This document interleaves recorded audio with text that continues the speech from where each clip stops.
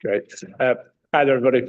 Welcome to Planning Committee B. Little bit of housekeeping before we start. We've got people here today. If everyone just make sure you've got mobile phones switched off or turned to silent. If there's any fire alarms, just follow us to the exits and we'll take you out. But they're down this stair here, and there's toilets to the rear of here. But ideally, try not to go to them during the meeting itself while we're taking items. When you are a number of you are here to speak, when you're called up to speak, if you can just make sure that you press the microphone button on here and a green light will turn on.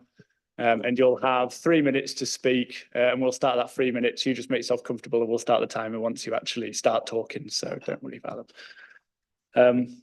I will start off with, we don't have any substitutes today, so I'll start off with declarations of interest as item 1. Do you want to see any declaration of interest? Councillor Waters. Just again, I've called in item 4C, but I don't consider I've got prejudicial interest. Thank you. And Councillor Bassey, please. Thank you, Chair. Yes, a declaration of interest. My partner is a nursery school teacher and may occasionally work at Muddy Boots. I don't know, but in the pursuit of doing the right thing, I will absent myself from that particular item. Thank you.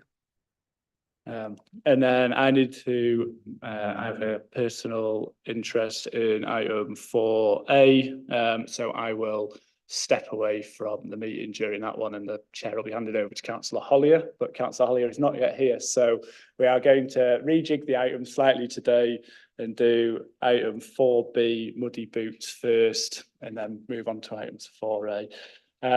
Before you leave, Councillor Bassey, we've got the minutes of the meeting. Does anyone have any comments on the minutes from the previous meeting before they're approved?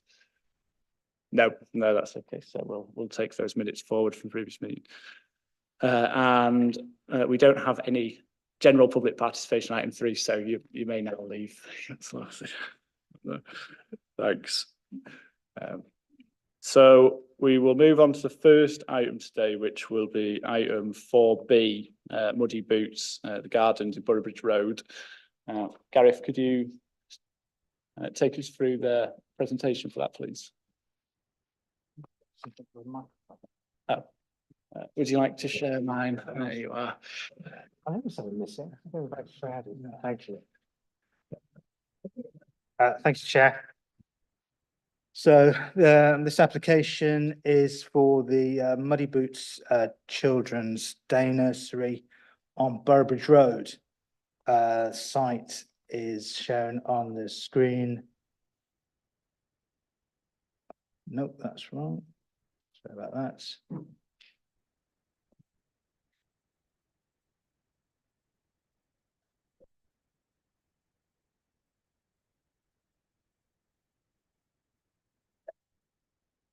Shown on the screen behind members, front of members.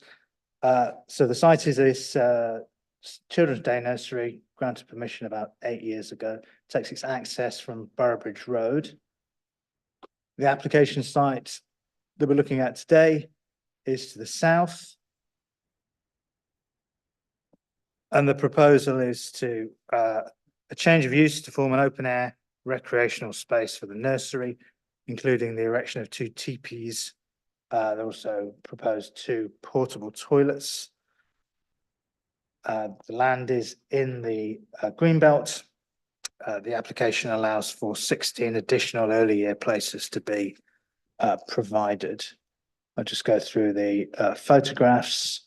So this is a photograph looking across the land. There's a teepee in place, 2 portable toilets in place. This is looking west towards the outer ring road. You can see the lighting columns. Second photograph looks looking north. So this is the nursery building itself. And then the third photograph looks south, and this is probably the nearest adjacent property to the application site, which you can see on the Ordnance Survey map on page 37. As I said, the application is within the green belt. Existing site plan shows that open field. Proposed site plan shows the siting of the two TPs. And then a drawing of the TPs themselves.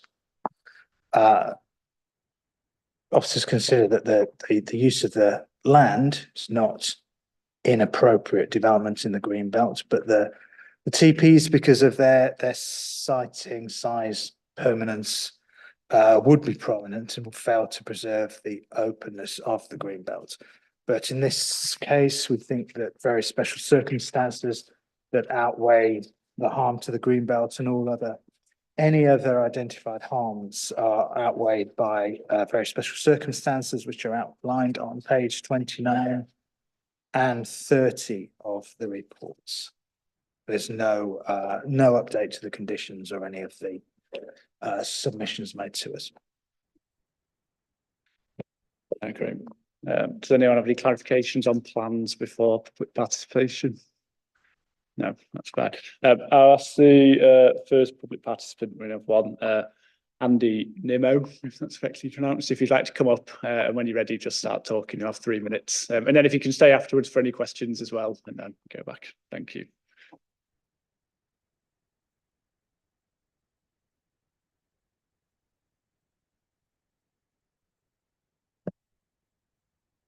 Good afternoon, all. My name is Andrew Nimmo, owner of Muddy Boots Nursery, along with my wife Anna, which is a popular, high-quality early years setting catering for over 800 families throughout York, with children aged 5 and under.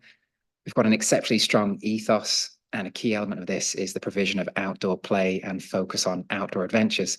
Muddy Boots isn't just a name, it's a way of life, and we invest in high-quality, engaging outdoor experiences to facilitate that. The purpose of introducing the Forest School is twofold. Firstly, it's to create a versatile, multi-purpose space in response to a council grant, which we were awarded from City of York Council last year. The grant was deemed vital to increase childcare capacity in the Acomb area, a highly populated area, where Acomb is desperately in need of more childcare places. Secondly, it's to introduce a fantastic and inclusive learning experience through the provision of a Forest School, valuable to all the preschoolers at our Acomb and Poppleton sites. As a provider with nursery sites throughout the York, by undertaking some organisational changes, we can create additional places within our Acomb nursery through the creation of this new Forest School at Poppleton, which will be for the benefit of all our children. This will see the existing Acomb nursery children utilising this new facility, being transported by minibus in the mornings every day, and in turn creating additional spaces within the Acomb nursery rooms, as well as providing places to meet the critical existing demand for childcare within York, which is only going to be exacerbated with new housing developments. There are a number of clear and substantial public benefits associated with the Forest School in its own right. Number one, the tremendous benefit to children for simply being in the outdoors. A natural but practical space set in nature offers an enhanced learning environment for even the youngest children to develop and grow in. We envisioned the space to have incredible variety in its uses. It's a great opportunity for children to explore the outdoor environment, develop a connection with nature, and improve a whole range of skills from personal, social, and emotional to physical development and communication. Number two, the Forest School will be particularly vital for children with special educational needs and disabilities and vulnerable children. These children often need a specific bespoke approach in an environment separate to the day-to-day. So incorporating Forest School into their early years experience ensures our Muddy Boots SEND team can curate resources and the environment to create fantastic learning and development opportunities for these children. Number three, the small group work that can take place within the outdoor environment, particularly for children aged 4 and 5 who are getting ready for school, with our specialist early years teachers will be able to utilise the space to teach vital key skills in a slightly more quiet, focused environment where they can tailor to each child's needs. Number four, it's been found that the impact of intermittent lockdowns has significantly impacted children's opportunities. And so we want to provide them with a sense of awe and wonder and be able to explore the outdoor space. There are no technical objections to this application, and there are clear support from the York childcare team and especially our parents of our nursery who are extremely keen to get the facility up and running, given its popularity. Thank you. Does anyone have any questions for the applicant who's spoken here? Yeah, Councillor Fenton, please. Thank you very much. I was just wanting to understand a bit better how the creation of the new facility at Poppleton would enable the creation of 16 additional places at Westfield, at the Aitken site. So I understand that there'll be a sort of minibus shuttle. So will that operate in a way that will mean that there are 16 more places available at Aitken than would otherwise be the case? So how logistically, how would that work? Yeah, absolutely. So part of our investment has been into 2 9-seater minibuses that enables us to transport 16 children every morning and return them every afternoon back to the Aitken site, where their parents will pick them up. And basically during the day, those 16 spaces are therefore created for additional families to utilise the nursery itself. Great, thank you. And Councillor Waters, please. Just purely from your own curiosity, it's referred to as a forest school. Is the intention to carry on tree planting on that corner then? We'd like, you know, it would fit in with. yeah. I mean, we'd love to kind of develop it as the time goes on. We've sometimes banded the word nature school rather than forest school. But when we first applied, we called it a forest school, although it's quite a more outdoor and open environment. But yeah, we do envision in time being able to add, you know, some additional kind of planting to increase the enjoyment for the children.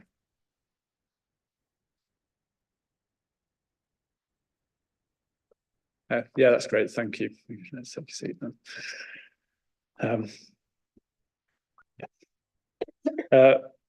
Gareth, a quick request for myself. Councillor Hallinger would like to take part, but we'll need to see the first 2 slides again, I'm told, for full context.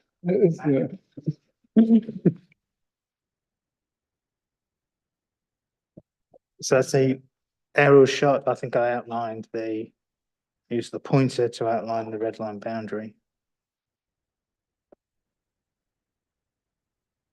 And then the second one was the TP existing in the field, and that's a western view to the west rather. And so that's the outer inroad beyond that second hedgerow.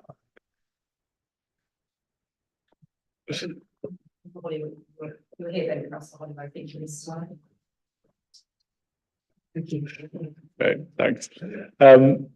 Does anyone have any further questions for officers before we move into debate? Yeah, Councillor Melly, please.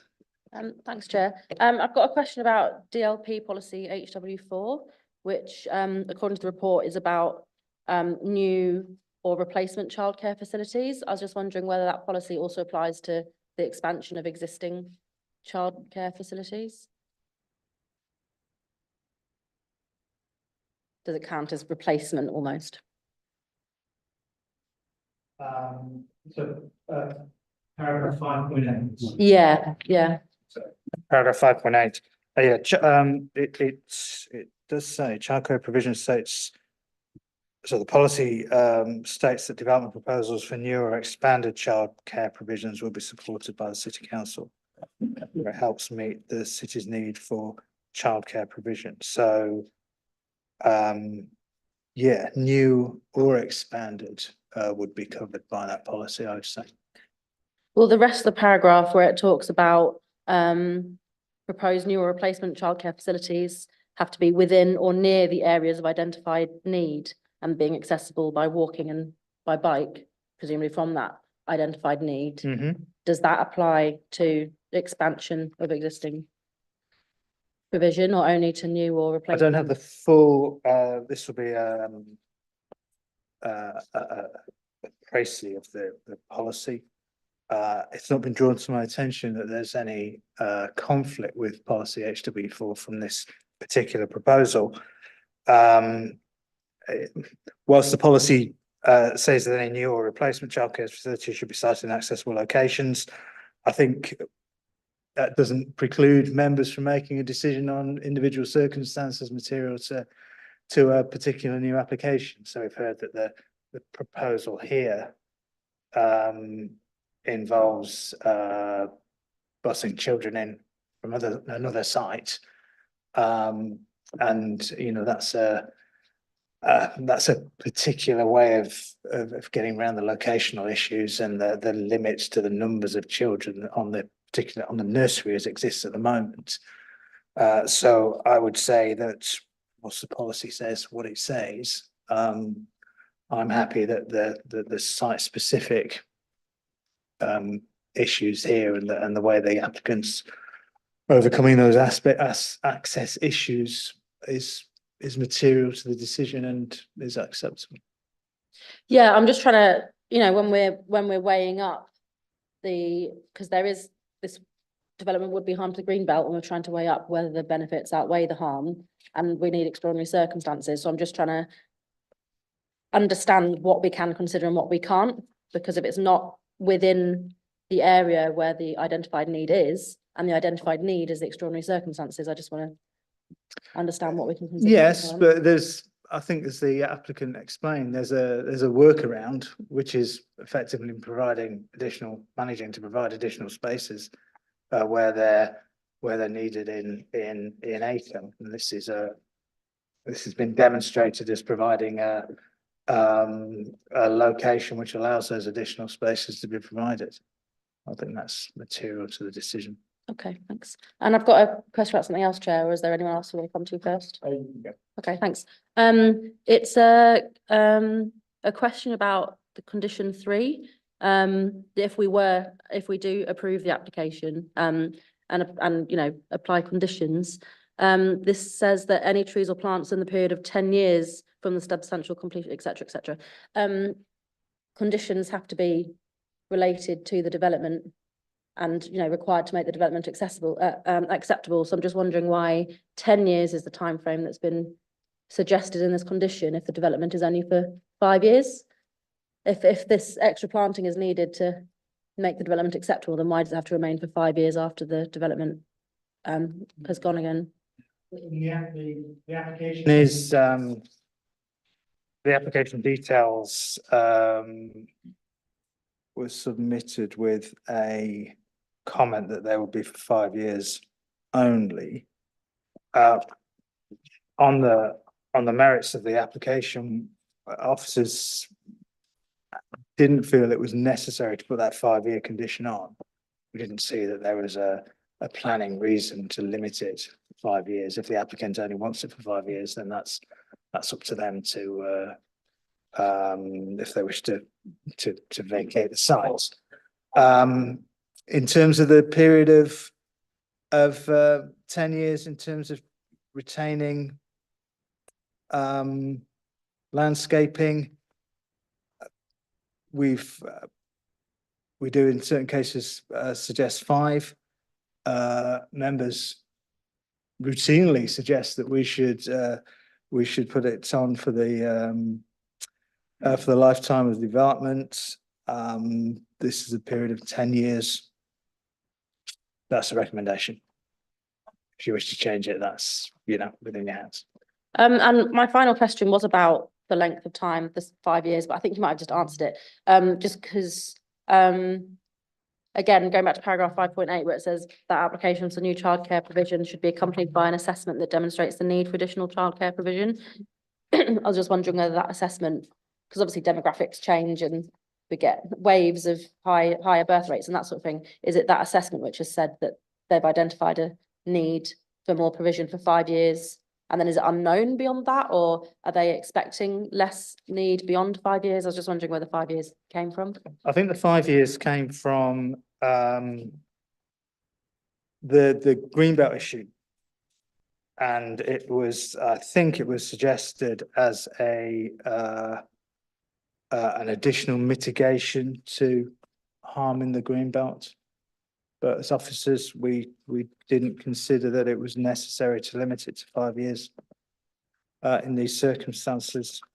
As I said, the use of the land is not harmful to the Greenbelt. We wouldn't consider it to be inappropriate development. So what we're looking at is the TPs, and we think they're outbalanced by outweighed rather by the benefits of the scheme in providing that early years provision. We don't Yeah, we didn't feel the need to put a 5-year condition on, notwithstanding that that was what the applicant offered up in mitigation to the greenbelt harm.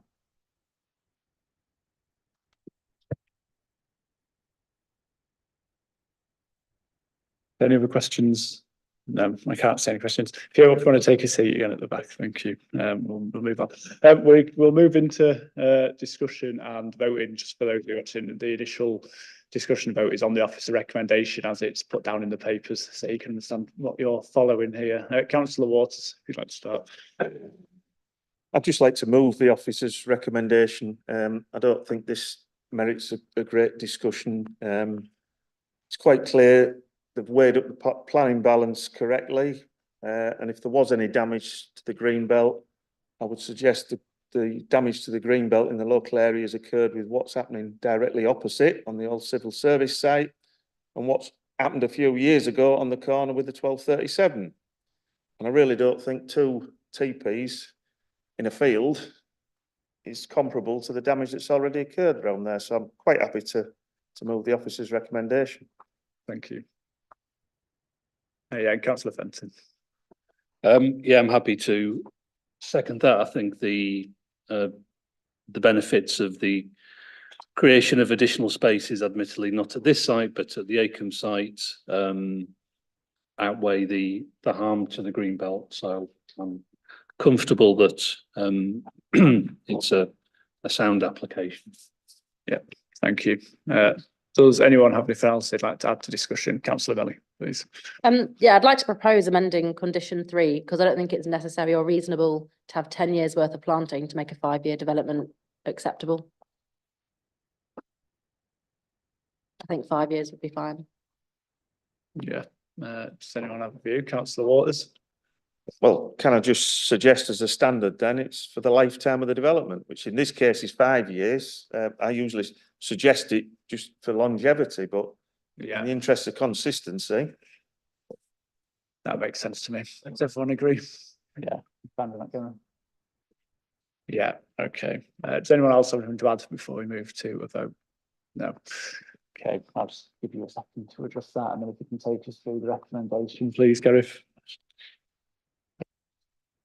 Thank you, Chair. So the recommendation is that planning permission be granted, subject to the conditions, page 31, 32, 33 of the report, subject to that amendment to condition 3 to replace the wording for the period of 10 years to the lifetime of the development. Thank you. So can I see all those who are for moving the officer's recommendation? Yeah, and that is unanimous. So that application is approved. And we will take a short pause there. I will be stepping away from chairing and I'll hand over to Councillor Ollier for this application. Thanks.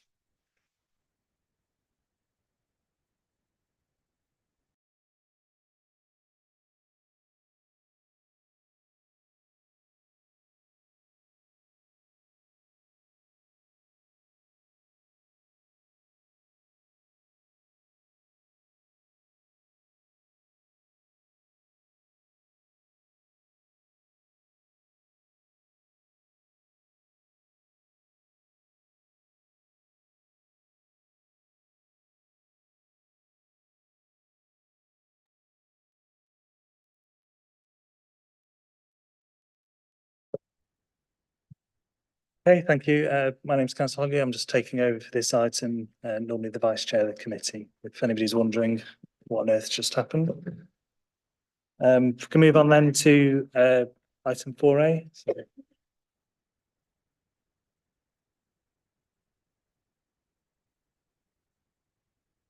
Thank you, Chair.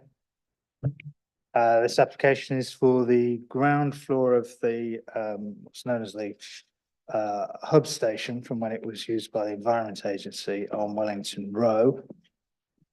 So the Google image shows the property centre shot there, the Aviva building, Wellington Row, and Lendl Bridge, 2 adjacent cafe stroke hospitality businesses, one on the upper level of Lendl Bridge and the other one which is accessed via this underpass under the bridge or via the stairs down from the city walls. The photograph of the premises with Landell Bridge beyond. As I mentioned, this is a former electricity substation. More recently, it's been used as a drop-in exhibition space in connection with the flood alleviation works within the city. Prior to that, it was a bike repair shop and I believe a small cafe as well.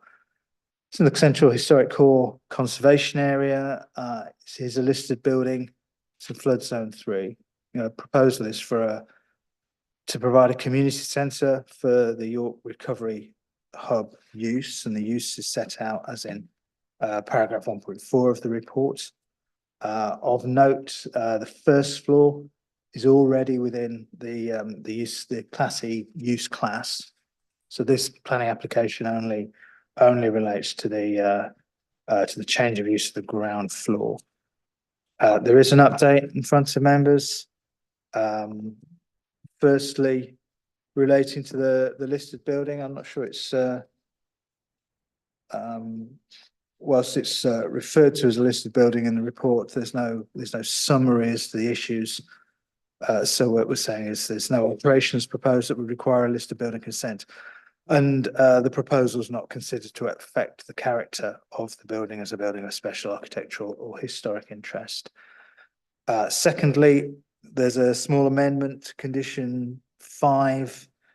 I've underlined the wording there, the additional wording, just an add-on to say the premises should be occupied in accordance with the approved management plan. And an additional condition is recommended regarding the need for an emergency evacuation plan on flood risk grounds as set out in that wording there. That's the end of the presentation and update.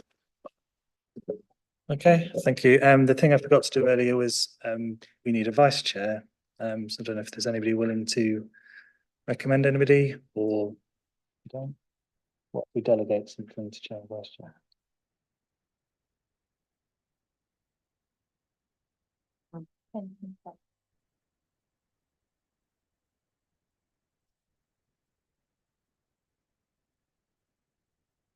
I may as well now I've said it. So anybody? Or should I just pick on somebody? Okay. We're all happy with Councillor Fenton? Yeah. For this item. Yeah. Congratulations. Are there any? Apologies, Chad. There was a further drawing, which is just a floor plan showing the general layout of the building. But I think these particular notations aren't relevant to the use that's proposed, but shows how the building is disposed at ground floor level. Okay. Any questions then on the plans? No, if we move on then to our public speakers. The first of which is Philip Press, who's speaking in objection. And if you'd like to join us at the table, hopefully you've been told you've got 3 minutes to address the committee. There should be a button on the. Yep, that's the one. Yep. Okay. Yeah, and if you'd like to make a start in your own time, and I'll give you a warning with about 30 seconds to go. Okay, thank you very much. Good afternoon, everyone. I would like to start by stating that York City Rowing Club acknowledges the important nature of the service that the Recovery Hub will provide as part of the City Council's public health service provision. We will be immediate neighbours of the proposed hub, and we're not looking to cause any bad feeling by this objection. Our objection is based on the simple fact there has not been any consultation with us regarding this application. As per our objection letter, the Council's own guidance document states that consultation should take place. Even now, having objected, there has been no contact from the applicant or the service provider. As an immediate neighbour, we ask why not? Is it because, 1, there are sensitive issues with the application which are simply being ignored? 2, the service is, we understand, being evicted from its current location due in part to antisocial behaviour.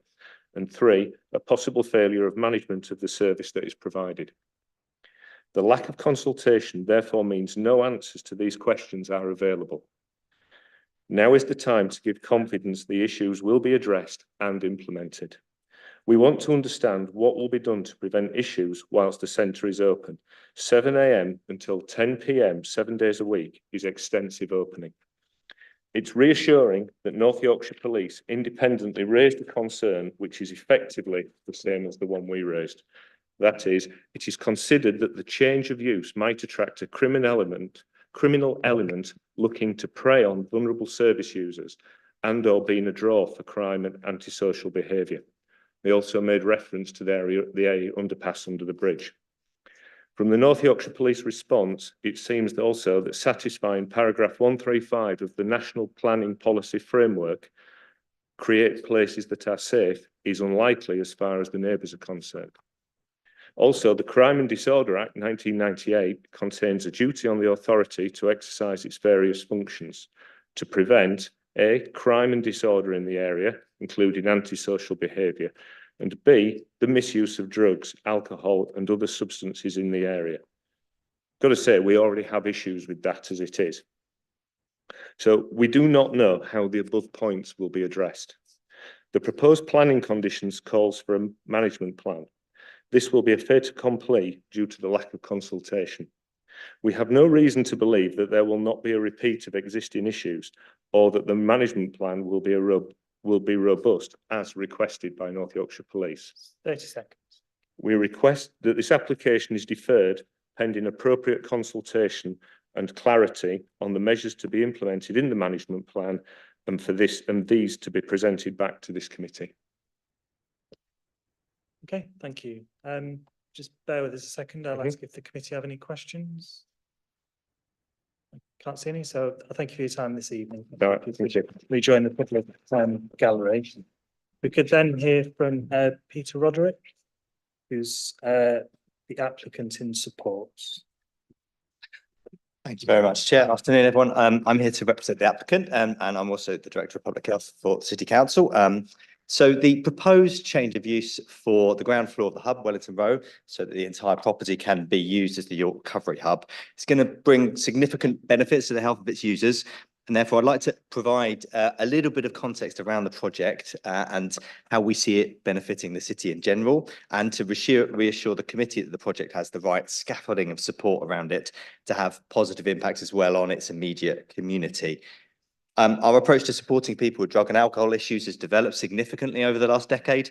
An emphasis on treatment and clinical services has moved to a much greater focus on recovery. And the principle behind recovery is that a human's journey out of addiction is much more likely to be successful if the toxic substance they're using is not just abstained from, but replaced by community, by hope, by identity, meaning and empowerment.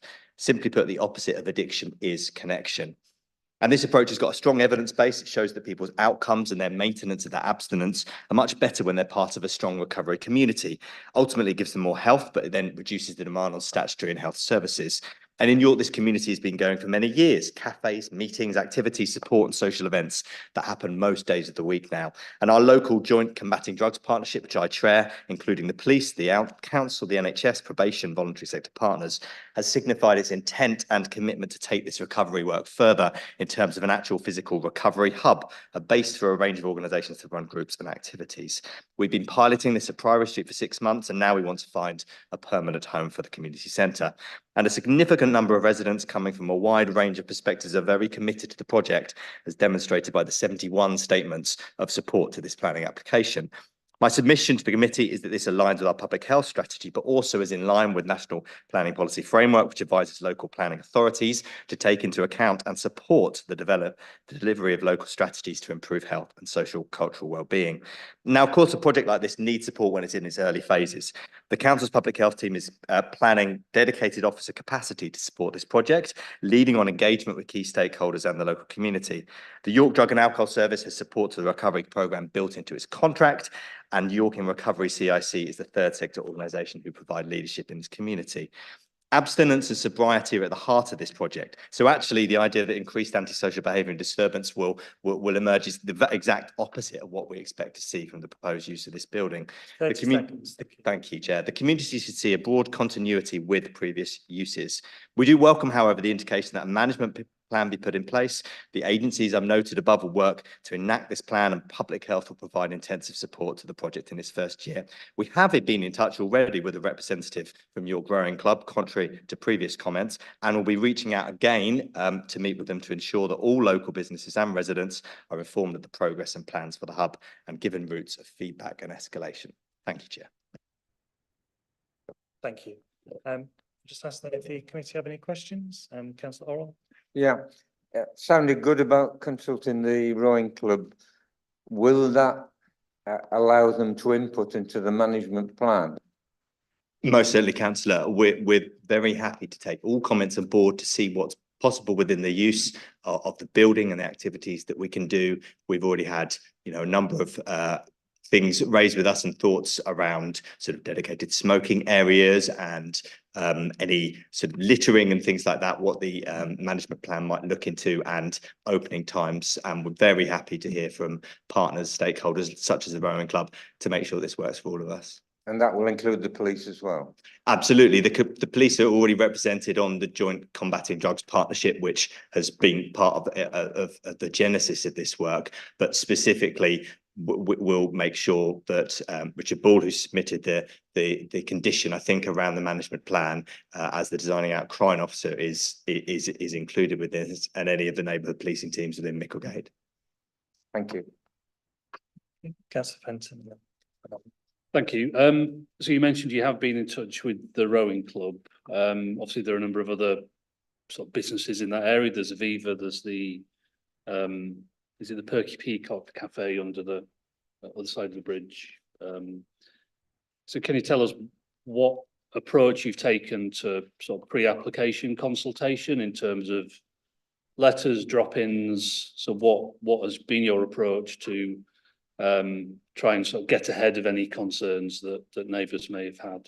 So at the moment, the only consultation, or rather the only contact we've had so far, has been with your growing club, with one of their members, but we haven't yet approached Aviva, Perky Peacock, Quirky Cafe. I think those are probably the most sort of relevant and close local stakeholders. So at the moment, we haven't done that.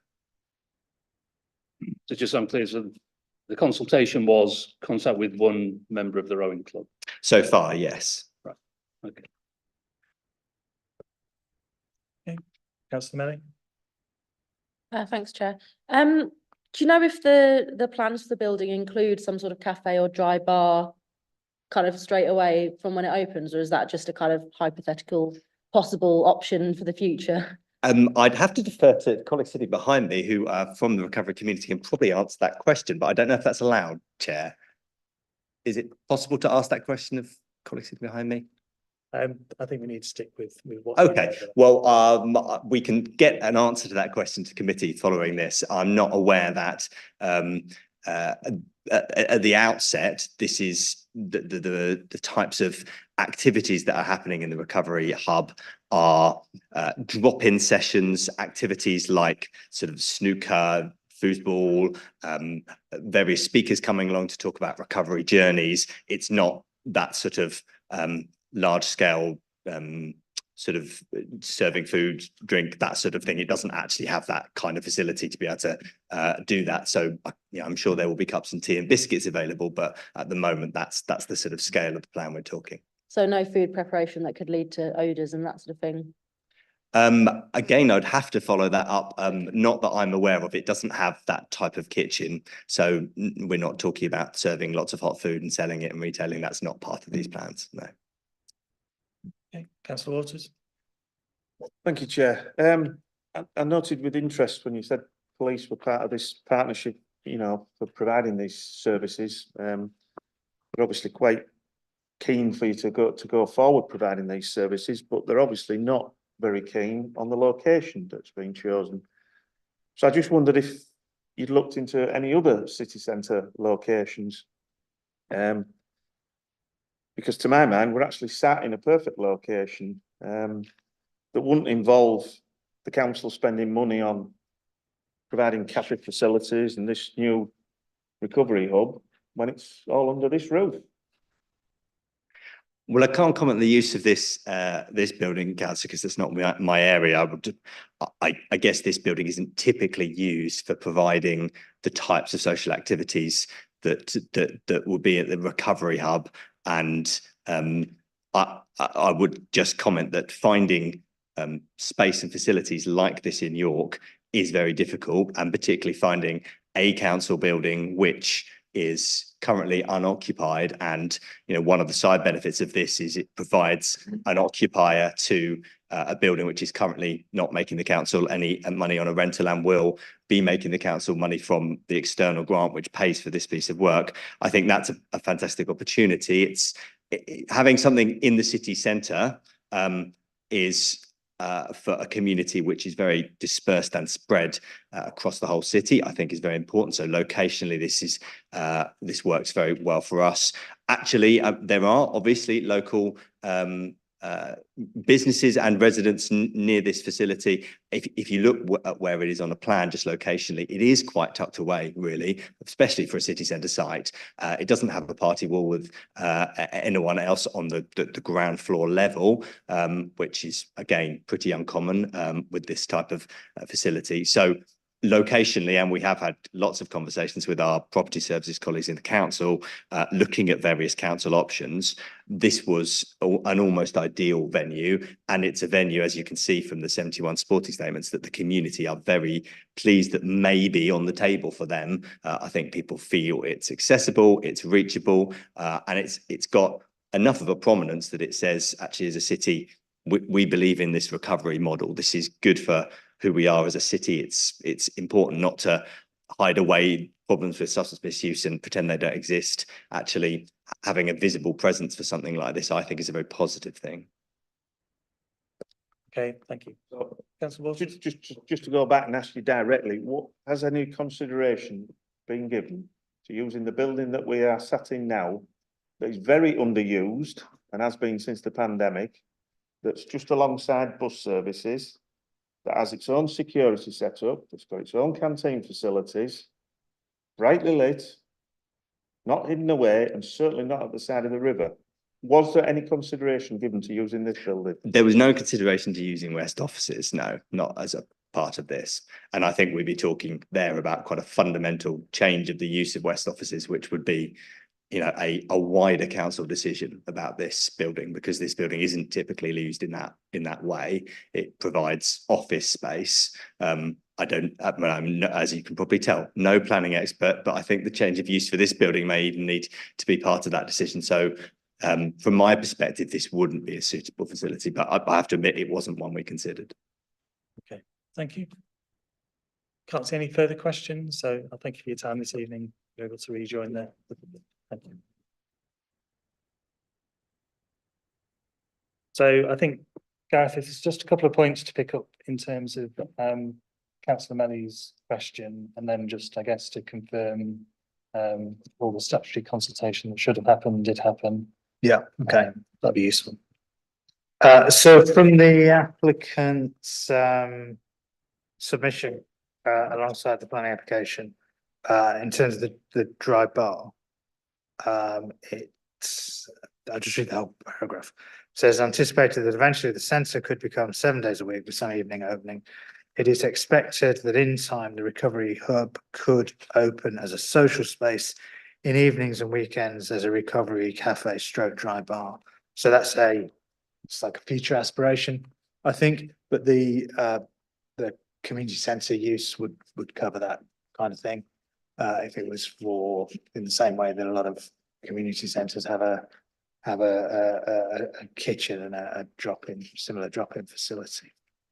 The second question. Sorry, thank you, Gareth. The reason for my question was to do with like if we approve it, the suggested condition 4, because it requires for maybe a bit of investment in facilities for treatment and extraction of cooking odours, and also some work by the applicant to provide a provide information about the size of the kitchen, number of covers, types of food, that sort of thing, which if there isn't actually any plans to have produce any food, that seems like quite a lot. And I was just wondering why that condition's there, and is it a reasonable ask of the applicant if it's actually not part of the intended use, even if it is legally part of, would be legally allowed as part of the use class?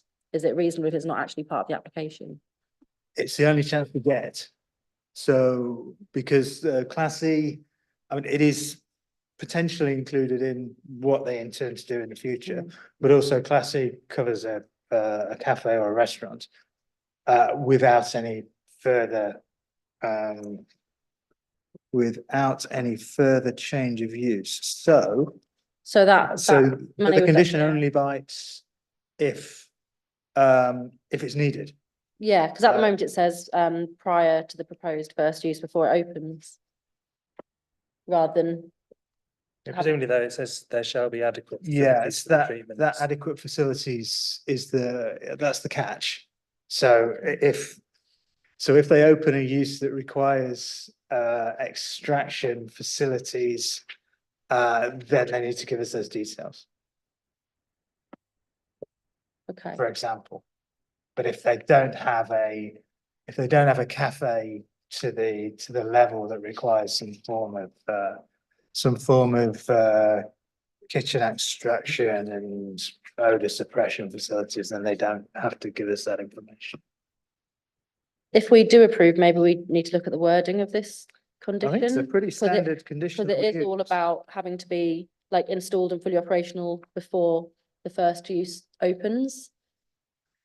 And that might not Well, we necessarily be do- a we reasonable do- burden if they're not actually planning on using it for 5 years. I don't think this is I don't think this is an unusual condition. It's a standard condition we use. I'm not aware that it's caused issues requiring people to put in details that they don't need to put in.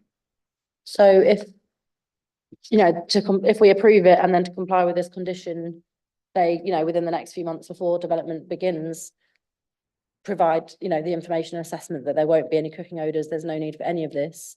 And that's then signed off by planning as, suitable and condition met, and go ahead. And then in 5 years' time, they do install more of a kitchen and all the things that come along it, like cooking odours. Does that mean the condition's already been met? Because there isn't anything in this condition to No. say that if the situation changes, they need to Because they kind don't of reapply the. if they're not re- proposing anything that requires the plant or machinery that the condition refers to, then they don't have to do anything. But in 5 years' time, they might. Yes, in which case they come back and tell us what they're going to do and provide the adequate facilities before that use is started. Yeah, but the wording of the condition as it is at the moment, the way I've read it, doesn't necessarily require that they'd have to come back and submit that kind of change of information, new information. So does the requirement for adequate facilities remain whatever? I think so. That's certainly how we've always interpreted the condition. You can always go back and look at conditions that we've been Would it- using for Would it hold up? for in a long court? time. I've not come across any problems where it's been challenged as unreasonable or imprecise. But we can certainly look at it if members wish us to do so before it's before planning permission, if planning permission is granted, before planning permission is issued. Just speak to our public protection colleagues and just make sure the wording captures what they're concerned about. That was the reason for my question anyway. Thanks. Okay. No, there's no more public involvement. There needs to be, sorry. Okay, are there any more questions for Gareth? Councillor Clark. I think Alice is going to talk about statutory consultations should have been taking place, which not covered yet, please.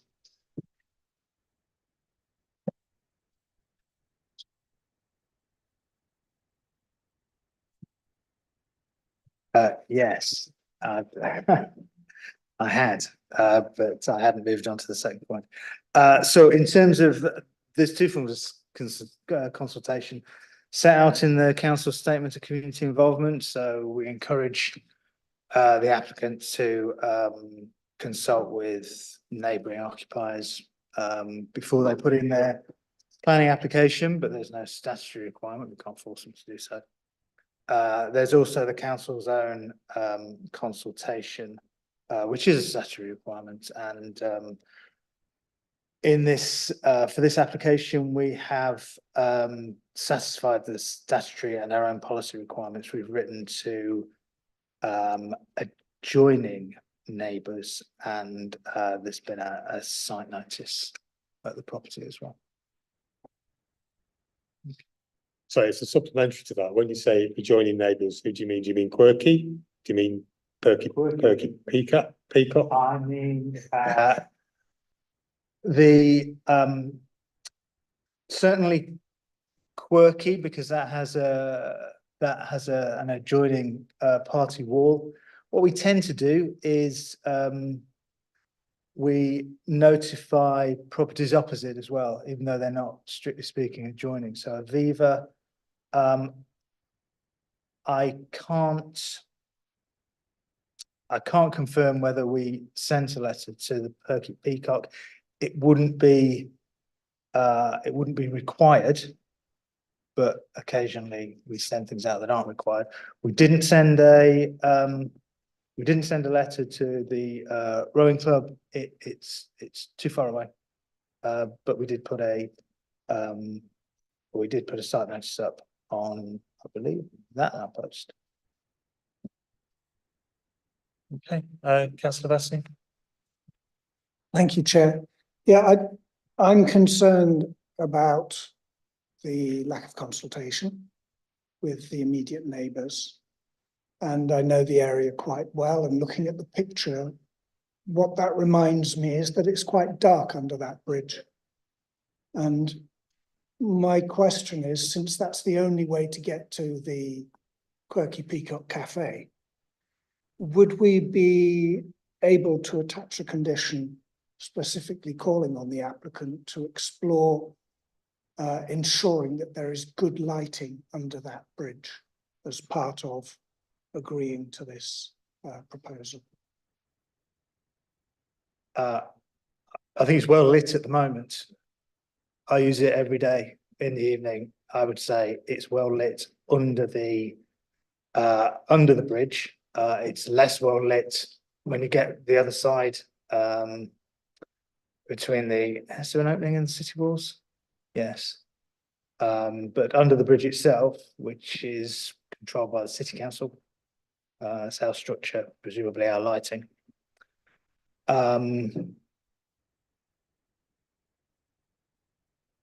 So if we said lighting, I'm listening to what you're saying. If we said lighting around this immediate area was brought up to a standard that was satisfactory to the immediate neighbours and the police, because the police have expressed reservations, in order to allay people's fears, I can certainly say that I can imagine people feeling intimidated already, sometimes trying to access the cafe.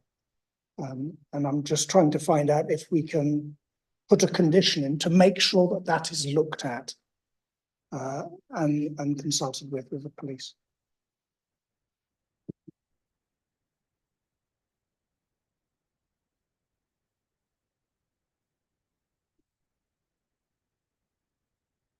Yeah, I don't think it's unreasonable as something to look at. I guess whether you come to a consensus with the neighbours about what's then reasonable and what can be achieved by the applicant. It's not, it's outside of their control.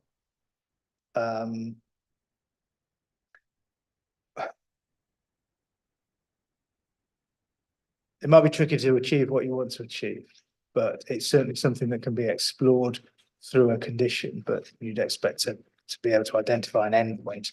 If that endpoint is then looking at lighting levels and seeing if there's an opportunity to light darker spots, hidden corners, then I don't see why not. Thank you. Councillor Orwell and then Councillor Yeah, Watts. it's just sort of following on from that, Chair.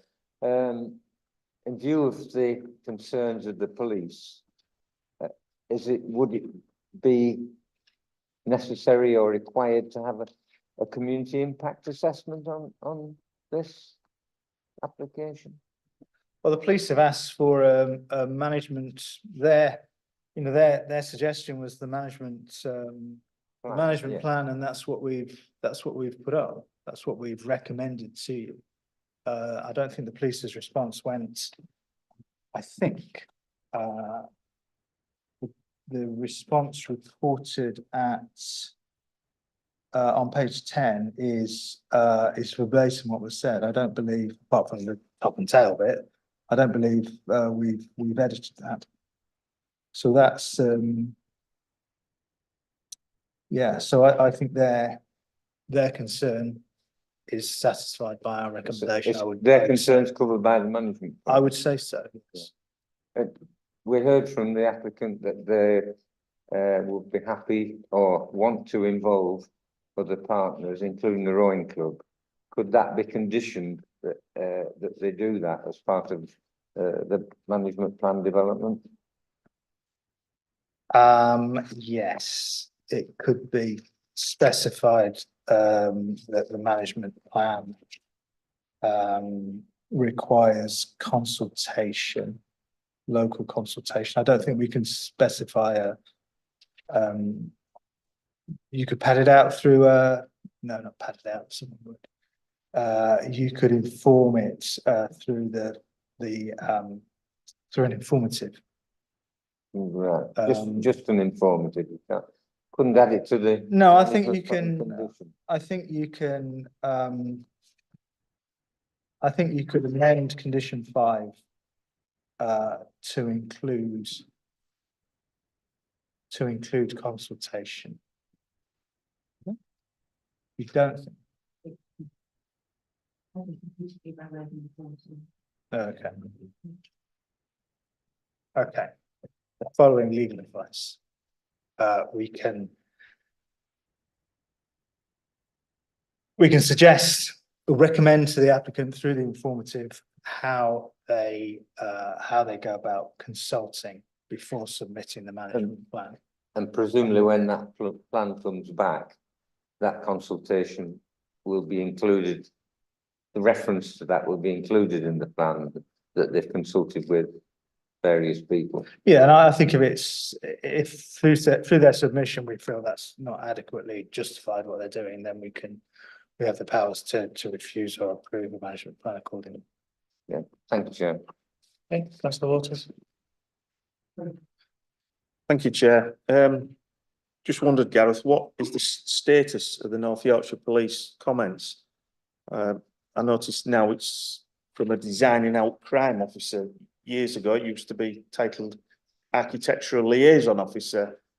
And that liaison used to extend to making regular comments on the planning file as an application was progressing.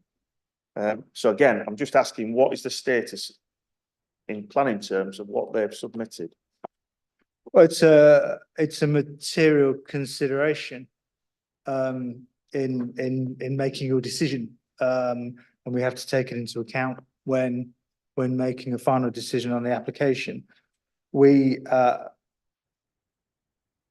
an agreement with the design and crime officer on what type of applications they're consulted on, notified about.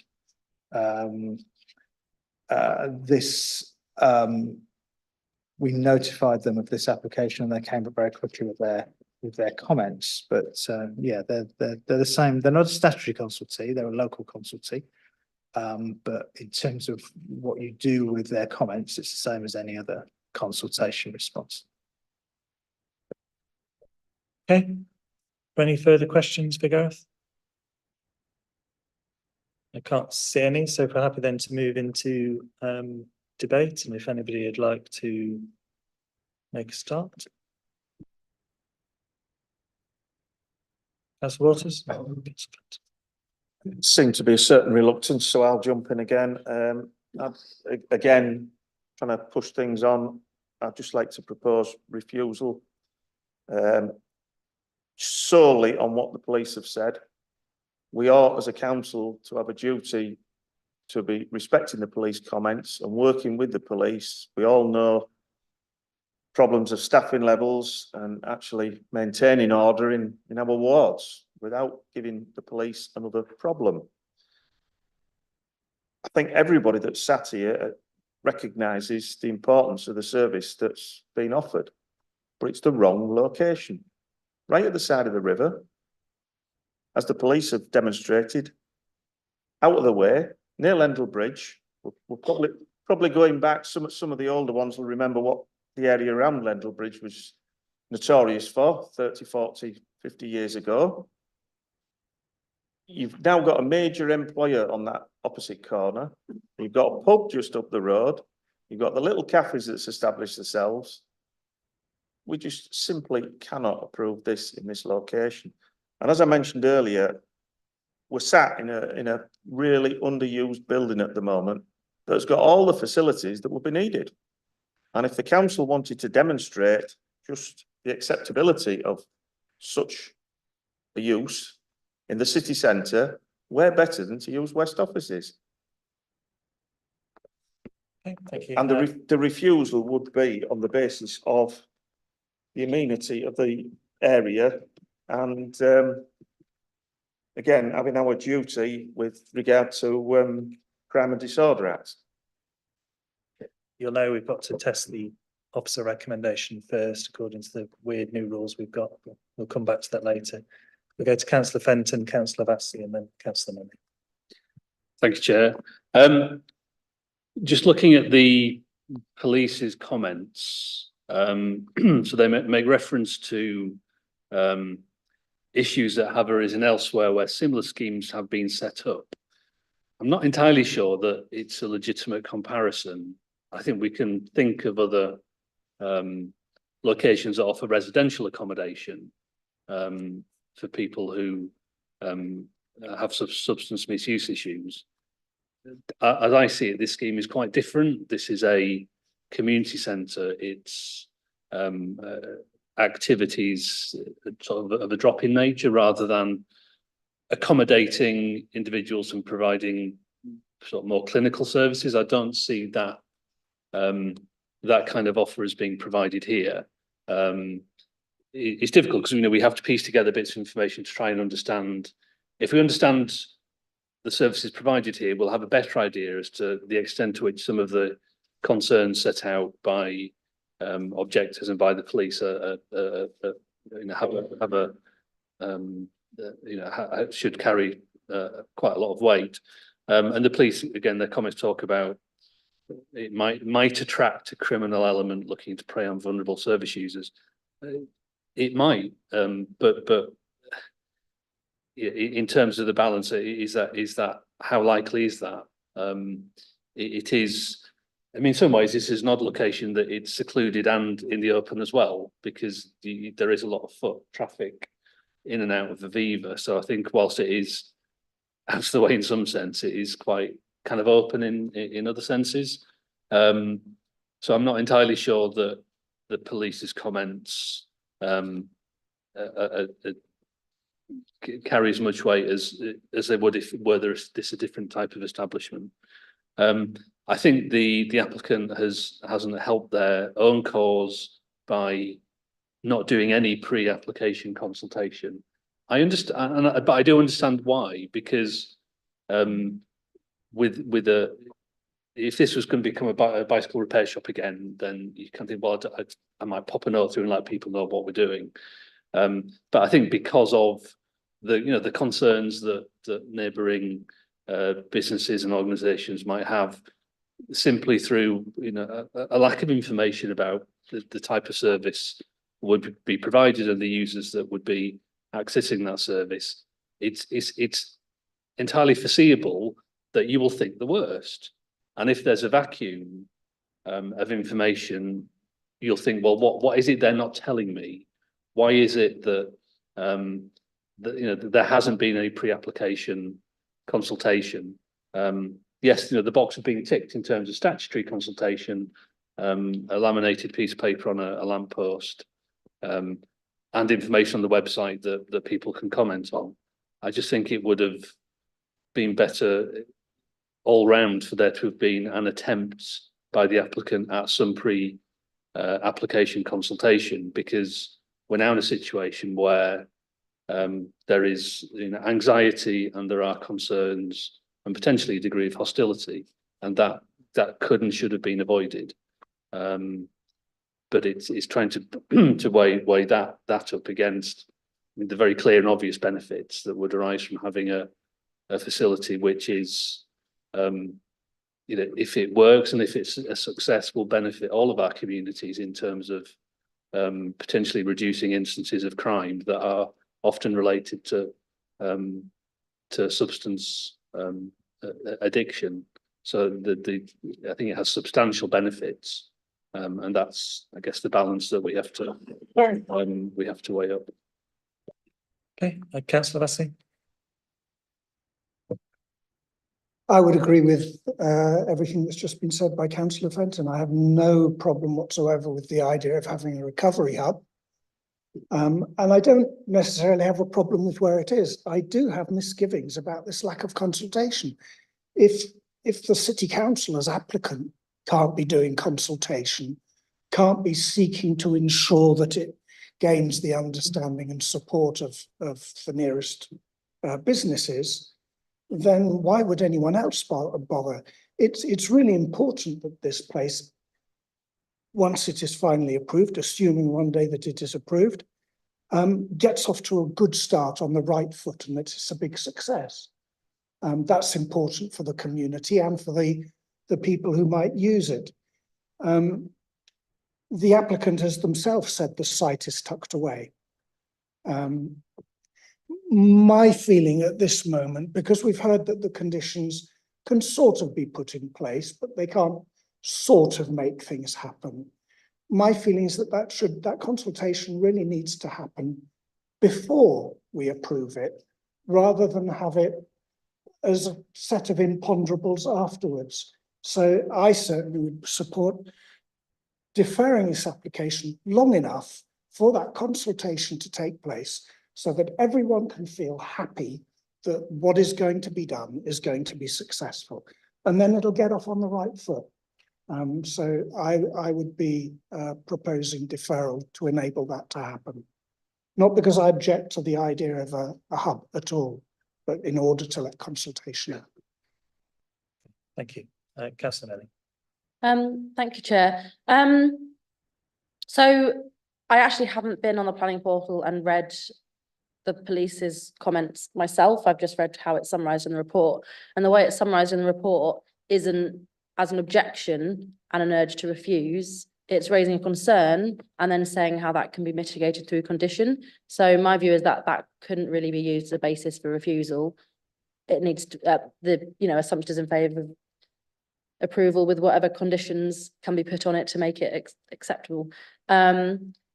And I also share the concerns expressed by my colleagues about lack of consultation. It's in our local policy, and I think it's in the national planning policy framework as well, that applicants should consult before submitting an application. However, I don't agree that that is enough to justify a deferral. It's disappointing that the consultation didn't happen before the planning application was submitted, but it is still possible for it to happen. If this was approved, it could happen before it is then opened. So I don't think that's justification for deferral personally. As a city centre councillor, I am very familiar with the crime and antisocial behaviour problems that come along with substance misuse and kind of addiction services. We've got a lot of them in our ward. It generates, it's something we discuss a lot with service providers, police, resident associations, community associations. I had a phone call this morning from someone about antisocial behaviour in our outside their business being caused by outside a hostel where people with all sorts of very complicated needs and substance misuse issues stay.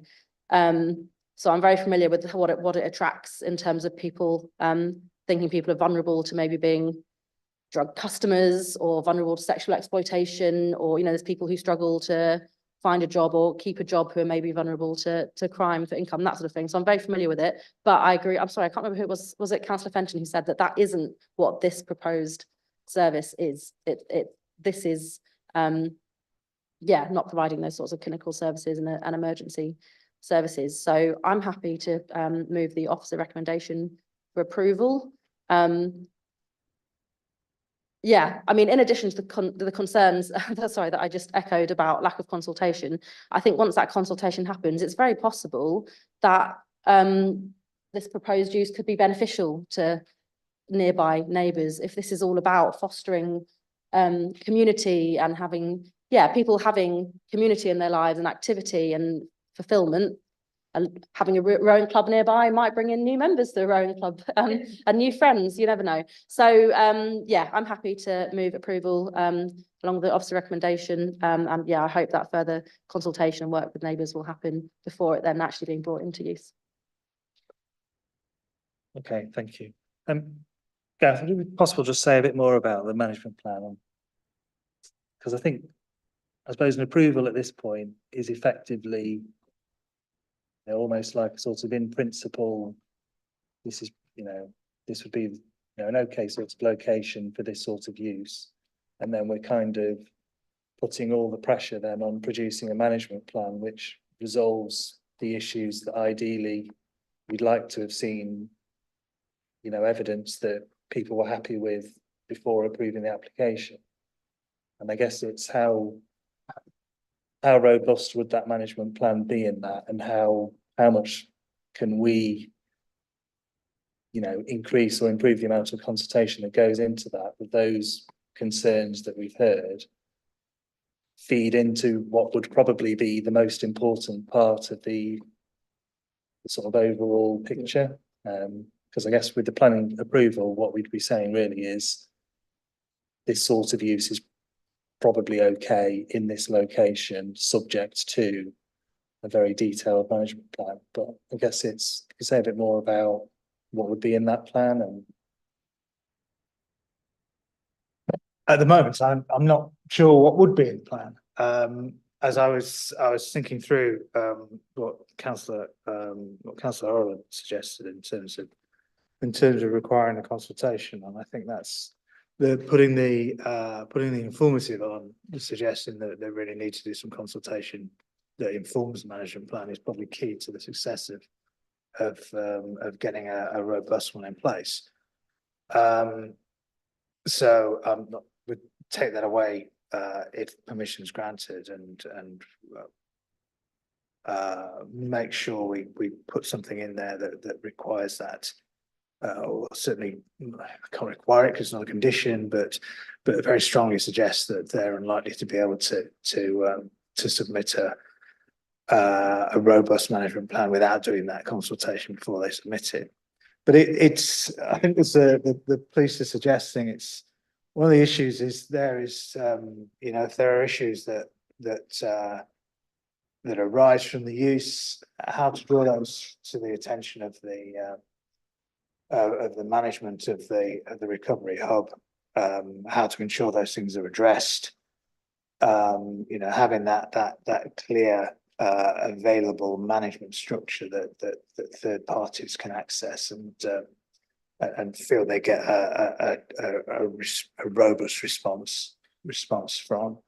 The applicant talks about other, you know, perhaps lower level issues in terms of perhaps smoking and managing people outside the premises, litter, the need for having a process for clearing up if there's a need for clearing up after the site for any litter generation, that sort of thing. But I think the most important thing is probably that clear channel of communication with the community and how that's set up. okay, I mean, normally I'm quite suspicious of informatives because they're what we do when we sort of can't really do anything, but we feel like we should say something.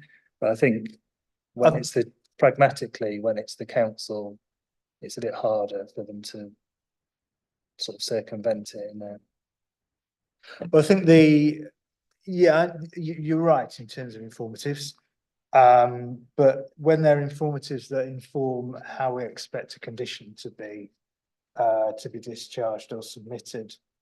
For example, we have the unrelated example. We have that pages and pages of an informative that tells people how to put a drainage submission together.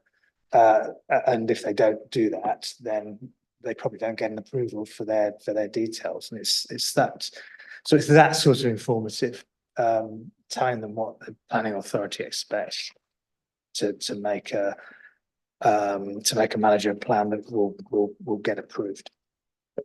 Okay, councillor Benson and then councillor Owen.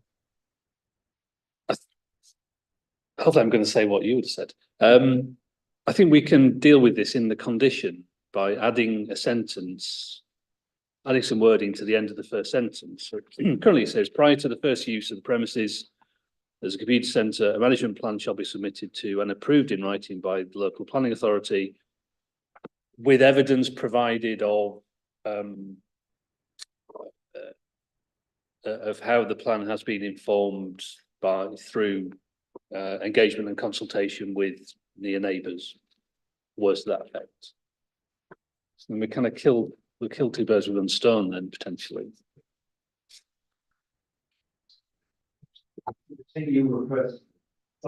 Supplementary, sorry, thanks, Chair. It's a supplementary because I know you said near neighbours, but because I read also the community involvement, it's nearly 20 years old, and in there it says near neighbours. But if we haven't actually spoken to the rowing club or Perky, I keep calling it Parrot, but Peacock, then I think, you know, maybe we need something else rather than near neighbours. So, yeah.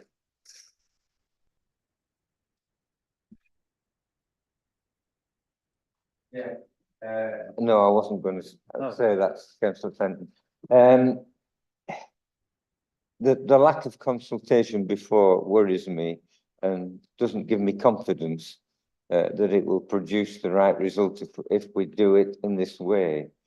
I think we should have the management plan available for the application. So I think Councillor Vass is correct. At the moment, permission will be a blank check, with certain checks on it, of course, other kind of checks. So I'm leaning towards Councillor Vass's suggestion of deferment till we get everything sorted out. It's an important venture that we all want to succeed, but it's got to be done right from the beginning, not over time. Okay, I think I have councillor Waters and then councillor Manning.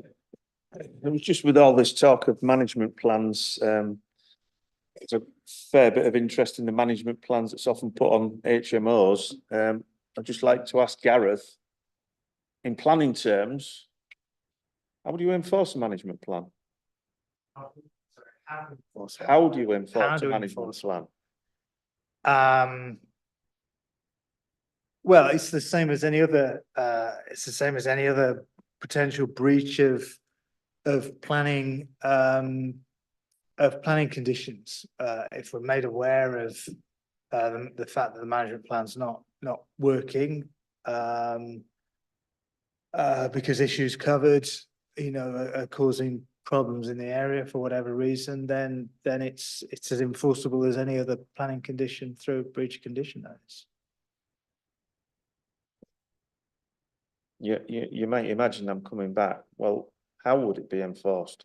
What punitive measure could be taken if there were problems, the management plan wasn't being followed? In planning terms, what could be done once planning permission had been granted?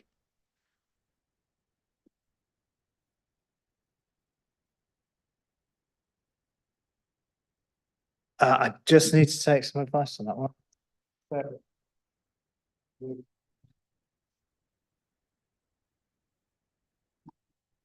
I just want to. If we just adjourn for a couple of minutes, I think, and give you a chance.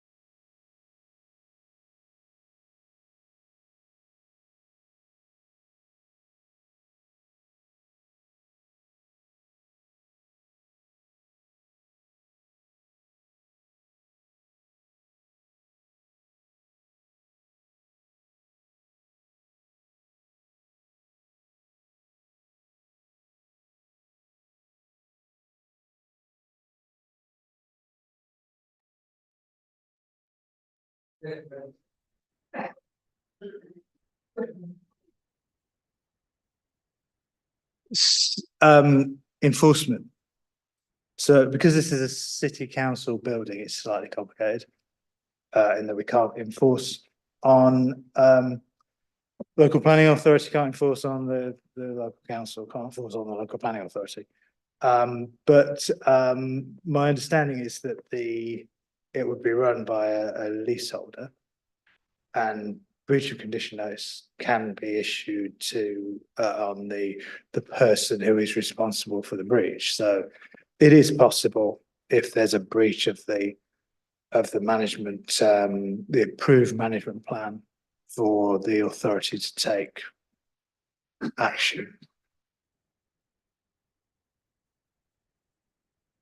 Okay, Councillor Bennett. Thank you, Chair. So, I mean, all of this discussion of a management plan is to do with trying to prevent crime and antisocial behaviour, and trying to make sure the condition to prevent crime and antisocial behaviour is as effective as it needs to be. And personally, I mean, I've already proposed going with the officer recommendation. I still stand by that. I think that this proposed use of the building isn't likely to attract crime and antisocial behaviour. And if it did, I mean, there's a police station on this street only meters away. I think that's quite a big deterrent. If anyone did come here and try to commit a crime, any police officer coming or going would catch them red-handed. I think that's a big enough deterrent in itself. There is already a condition that there needs to be a management plan to try and prevent crime and disorder as well. I personally am happy that that makes this acceptable use, and I'm happy to approve.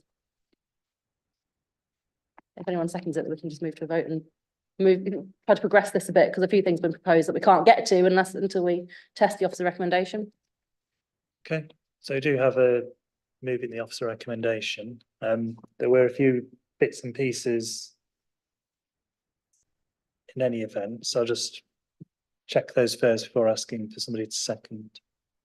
In terms of the lighting and the change in the informative. So there was a proposal for an additional condition regarding lighting, which I think probably needs to be workable, because obviously the applicant doesn't have control over the lighting.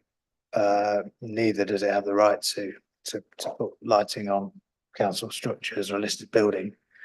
But prior to the commencement of the development, we have to have some form of assessment of the lighting of the public areas under Landell Bridge, and between the bridge and Barker Tower.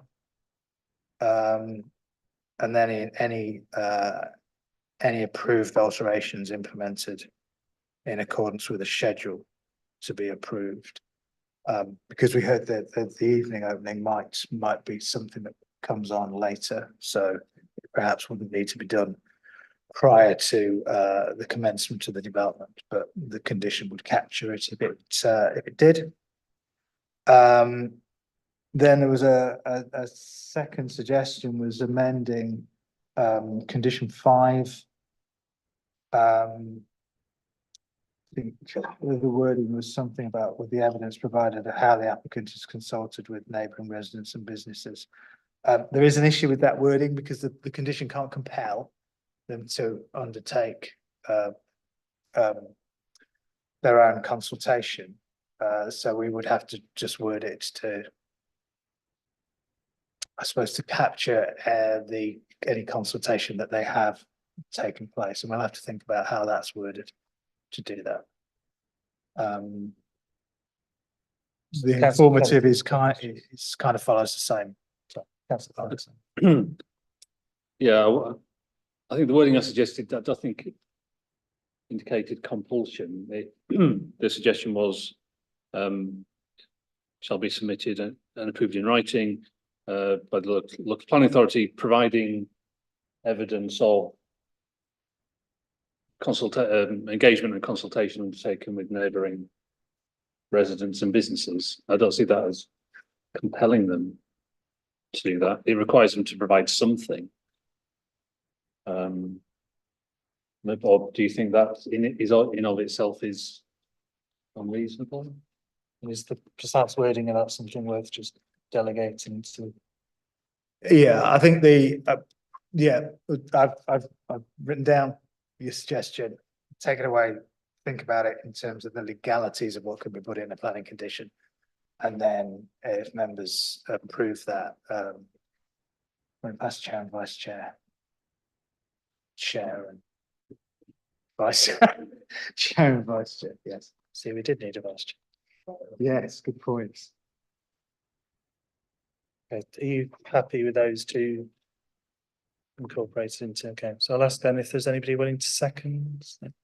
Yeah, I think I just echo Councillor Melly's sort of proposal that, and Councillor Fenton's comments that while, you know, there has been submissions by the police, they will be addressed in like a management plan. And while there wasn't what we would deem as acceptable consultation, you know, it's past the mark according to the council. And I think the benefits it will bring to the area outweigh all of those. Councillor Waters? I just wanted to query again, who are we being asked to grant planning permission to? Are we being asked to grant planning permission to the City of York Council or some as yet unknown lessee? Because surely if permission is granted to the City of York Council, the obligation for the conditions rests with the City of York Council, including the management plan. The planning permission, the application is made by the City of York Council, but the planning permission runs with the land. So any conditions, any sort of breach of condition notice route can be enforced against any person or organisation who has breached that condition and is in control of the premises. Yeah, so we're granting a planning permission for a use on a building or piece of land rather than to a named individual. It's not personal planning permission. So if this use wasn't to go ahead and the building goes back onto the market, for example, it would be with the benefit of a use class E planning permission subject to conditions which may or may not be applicable to the use they're going to go in. It's just in earlier discussions, some members were trying to take comfort from the fact that the conditions would be rigorously enforced by the City of York Council. And 10 minutes ago, we were informed that no, it'll be a lessee that's taking this on, and a lessee that'll be responsible.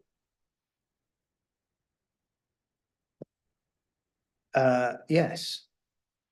If it was a City of York Council run facility, then enforcement is done by through the management of the council, director to director, if there's a breach, and that's what happens on any CYC scheme, where CYC are the eventual operators, just because the law wouldn't allow us to take enforcement action against ourselves. So there are other ways to ensure compliance through the general running of the councillor officer member level. But in this case, the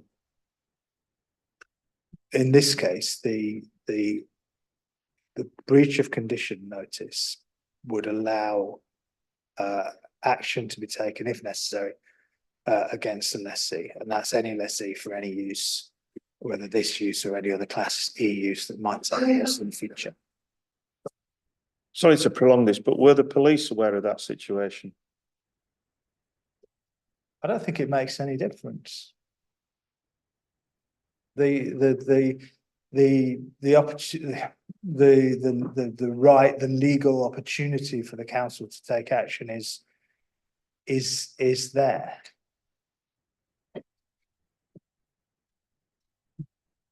Okay. We've got the officer's recommendation with a couple of amendments moved and seconded, so I think we're ready to move to a vote. Unless there's anything burning, which I can't see. So Gareth, can you just give us a quick summary and then we'll vote. I've just done that. Right, so Recommendation is for approval, subject to the conditions on page 15 and 16 of the agenda. As an additional condition regarding lighting and an amendment to condition number 5 in terms of the management plan or submission for the management plan to evidence public consultation with local organisations and businesses. The wording of that condition to be subject to the approval of the chair and vice chair. Sitting alongside condition 5, we will take what's been said by committee and devise an informative to help inform the management plan to be submitted and how that should be pulled together. We also undertook to have a look at condition 4 to see if the wording could be changed to make it a little bit more perhaps user friendly in terms of what was intended. Whether you want to see that as well. Okay, subject to the authority of the chair and vice chair. And also, and I think additionally, just for completeness, the update refers to an additional condition for the evacuation plan. Yes, it certainly does. So there was the amended condition on the officer amended condition to condition 5, amended wording to condition 5, and then the additional condition regarding the evacuation plan. Sorry, yes. Okay. Okay, I see then all those in favour. Okay. Those against? Okay, and any abstentions? Okay, so that has been approved. So thank you very much for your time this evening. We'll just take a, say, 5 minutes adjournment, and then allow the chair to come back in. Okay, thank you.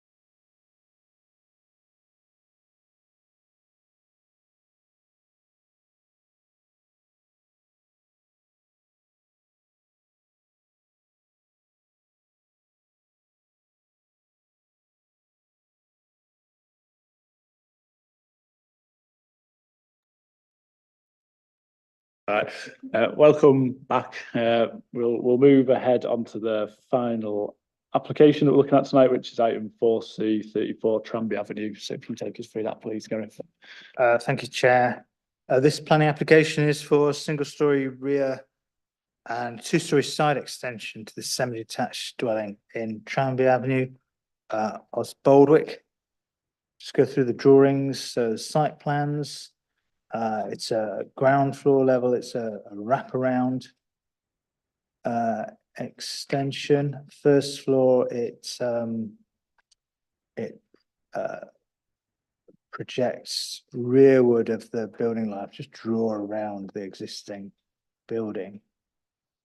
Oh, it's me, but it's very difficult to pick out the way the roof works on that, and it seems to be slightly inverted.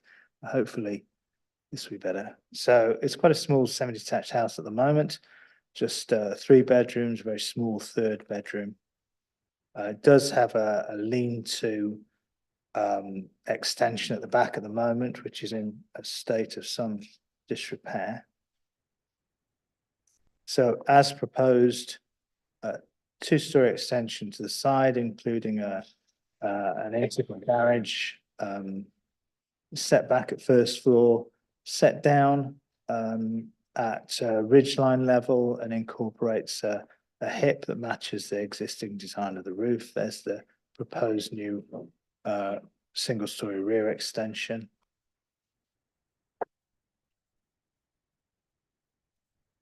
A photograph from using Google. So it shows the neighbouring property has an identical extension, and the neighbouring property at number 36 has a 2-storey side extension, but one that doesn't project into the garden area.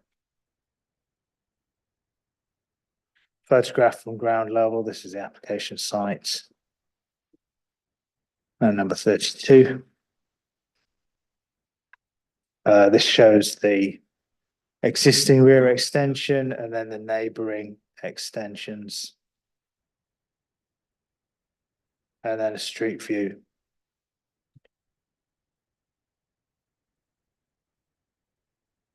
There is a on the flip side of the update, there is an informative members will note the grass verge at the front. We do have an informative that we put on planning application, planning permissions rather, where there's a grass verge, just to remind the applicants and to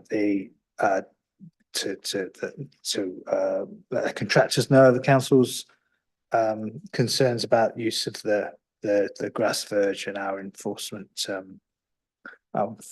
procedures if damages occurs through building works. Thank you. Thanks. We don't have any public participation, so if anyone wants any questions for officers generally, just open that now. Councillor Waters, please. I'd just like to point out for anybody that can't pick out the date on that Google Street View, it appears to me to be June 2023. Is that correct? Yeah. Yep. You know what's not in operation in June every year? University. If you go back to one of the earlier photographs that you took or somebody had taken, that one, you'll see there's already a vehicle parked on that verge associated with the adjoining property, which has got the identical extensions to what's proposed. That's currently in use as a student HMO. There are 5 or 6 cars reportedly associated with that property, which adds to the problem from where the photograph's taken, where there's a line which was counted at 29 cars lined up, all university-related parking. So how on earth anybody can come up with a paragraph 5.8 when it states what it does about the highway? And again, we're being asked to incorporate an informative, again, gentleman's agreement about verge protection that is completely and utterly useless.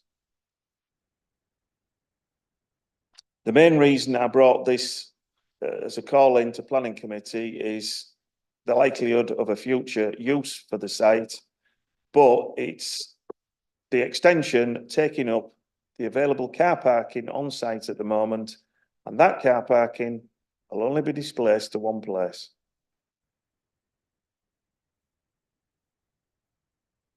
Councillor Melly, you had a question? I've got a couple of questions about conditions again, just like if we do approve it. Condition 5 is about garage doors not protruding while they're being opened or closed, but the proposed location of the garage door isn't actually next to the highway. So is it to do with the distance from the edge of the highway, the edge of the pavement, to where the door would be not being long enough to have a car and also space for a garage door to open? Is that why that condition is necessary? It's not to do with the garage door itself opening up over the highway. No, it's to give space for the garage door to be opened. While the has to have car a is fully off the set, highway. Okay. offset. I think it's not too tight. There is, I think there's 5.5 meters, which is our standard,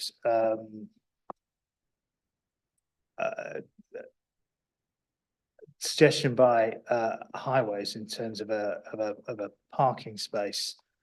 But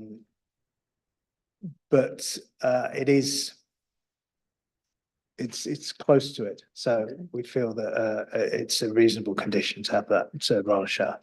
Thank you. And my other question was about condition 6, which is about cycle parking. And this is obviously a very common condition that's kind of almost standard whenever we have housing applications for new housing developments, flats, HMO applications, is that there has to be cycling provision provided, and it has to be used only for storage of cycles. But this is I think the first time I've seen this condition on a property which is not an HMO or a block of flats or anything. It may well be the householder living in it. Yes. And I completely agree that when there's new developments being built, there absolutely should be cycle parking. And in a situation where there's definitely going to be a landlord or some sort of management company, it's important that it's conditioned that that space is kept clear so that the inhabitants of the building are guaranteed to be able to use it for cycle parking. But I would just have a question about the reasonableness of this condition on a householder approval, because it's very possible that anyone living in this home now or in the future, it's important that they have the space to store a cycle so they have the option to cycle. But not being able to use it for anything else means that if in the future a disabled person lives there, they physically can't cycle, they can't use that space to store a mobility scooter or whatever else they might want to use for that space. It means if they don't cycle, they just have to keep it vacant. I just wasn't sure if that was reasonable in this case. Well, I suppose you could use that argument for many of the conditions we put on. We put on conditions that we feel are reasonable at the time that we grant permission. And if someone doesn't want to use the space as for cycling, because as I said before, the planning permission runs with the land, they can come back and vary that, or they can. But I guess my question is that a reasonable burden to place on a householder? I think I completely agree in a situation where the person who's kind of in control of the space is kind of conditioned to make sure the parking space is kept free, because the person who actually is, residing there and wants to use the cycle needs to be guaranteed that that space is available for them to use as cycle storage. But where they are one and the same, it's one household occupying the property. Yeah. Is it on their private property, if they don't want to cycle, is it reasonable or necessary to ensure that quite a large, it's 4 cycles, quite a large area of space on their property, telling them that they can't use it for anything else? We put these conditions, if someone had applied for a new build dwelling, we would secure cycle parking as part of the consent. And I don't think there's,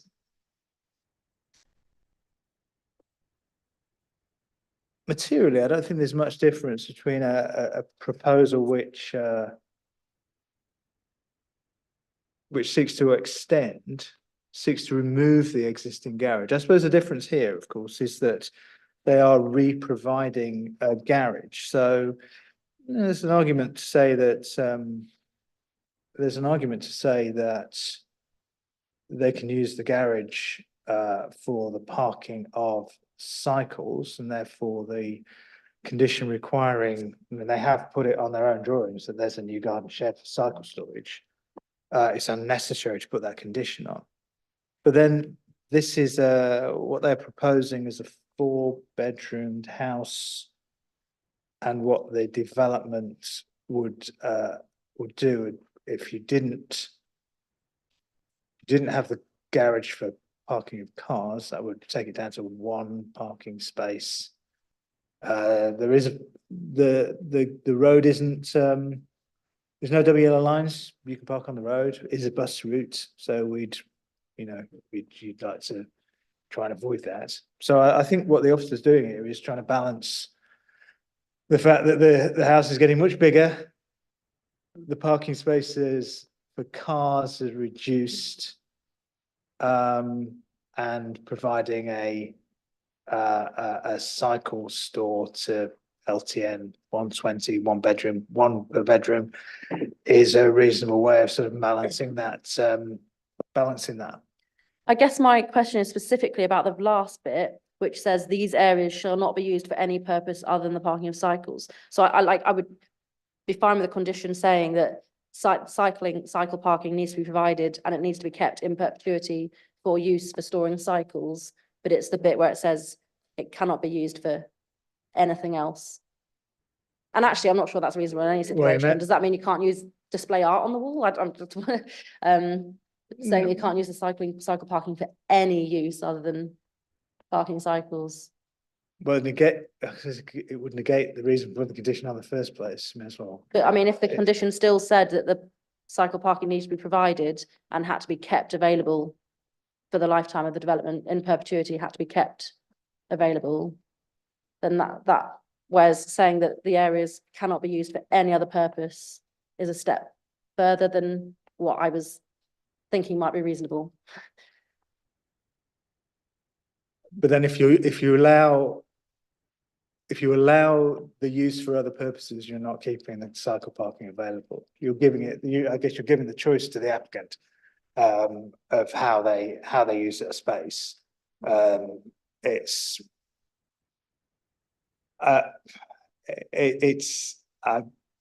not sure what else I can say. It's up to members if members wish to take that condition off, that's fine. But I wouldn't necessarily undermine.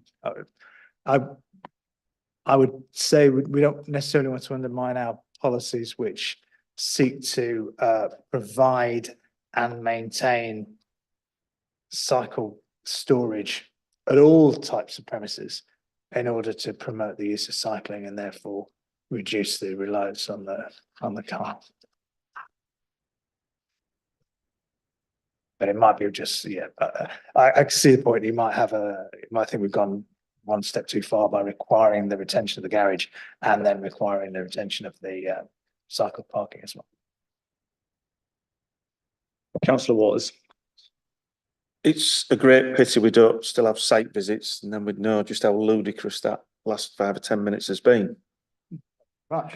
Well, no, if we'd actually gone out and seen the situation, you'd know about cycling provision.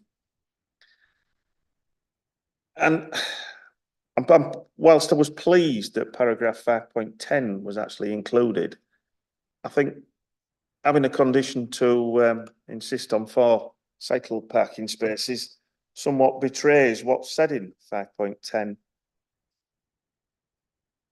So I'm probably better saying that the last 5 minutes wasn't a waste of time, but it gives us an indication of what we'll be discussing in the near future, no doubt. I think the reference to 4 LTM 120, which is we don't have our own cycle parking guidance at the moment, so let's use the government's document. Talks about 1 space per bedroom and doesn't make a difference, doesn't specify the type of residential use. So I think the numbers is relevant to the use that's proposed, or the use that's in existence. Any other questions? I don't know if it's to add to what there's been there, but from my experience working with this policy before, obviously the goal of having a cycle parking there is to actively encourage people to cycle who buy the house. So there's a visual representation of cycling, and there's always a space where if anyone visits, they can easily get it in and out. So that's why the highway seems is so passionate about having very clear cycle storage on there. I do agree with you though slightly about it only ever being used for that in future, because in future it could be used for disability things, but I guess, like Gareth said, of it being, is it a question to pick up out in a bigger, broader picture of highways about how they interpret that being used and how that works for future users and stuff, rather than like a one-off householder. But that'd be my only thoughts on that bit. But yeah, quite supportive of the overall idea of putting on householder applications. We'll move into discussion about the planning recommendation. Does anyone want to start us off in that case if there's no other questions? Yeah, Councillor Fenton. We can only judge the application as presented, and if an application were to come forward in future for its conversion into a HMO, that would be given due consideration. Is it likely? Probably, because Councillor Waters referred to the property next door, but I don't see how we can refuse this application on the basis that well, it might become a HMO, because that isn't a legitimate grounds for refusal. So and the concept of a similar style of extension has been proven because it exists. So I really don't see any other option for us other than to approve the officer recommendation. All right, so anything? If not, I mean, I'm happy to second what you've said. I can understand entirely the concerns about the HMO, and I agree that the parking probably wouldn't be suitable for HMO if it came in as an application. But as it is, we're looking at it as a 4-bed extension, which is the mirror of a number of extensions on the street, not just this one. There's a lot of similar architectural design along there, so I don't think we'd have any grounds to do anything but to approve it today at committee. Councillor Vassy, if you'd like to.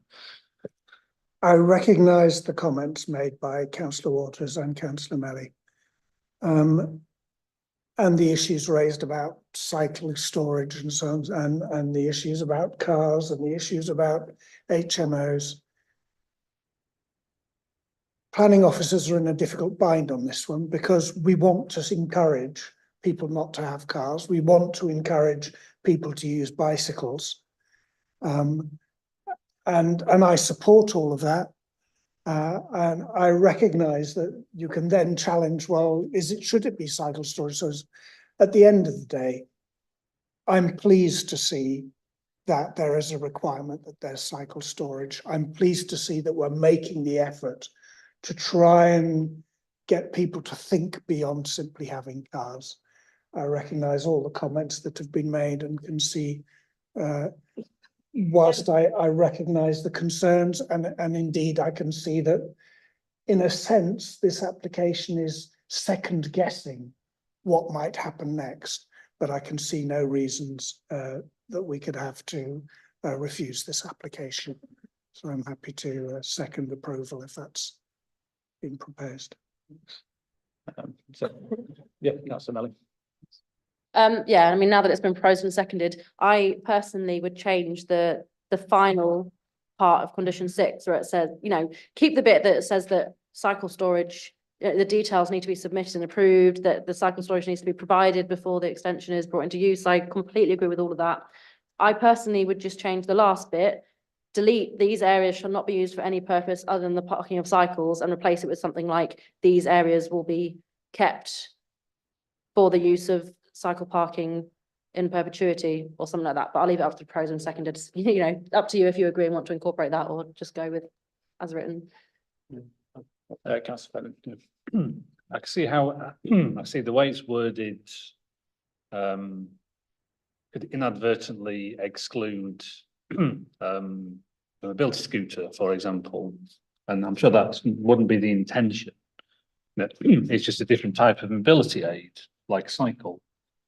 So maybe if that could be meant, these areas should not be used for any purpose other than the parking of cycles and other mobility aids.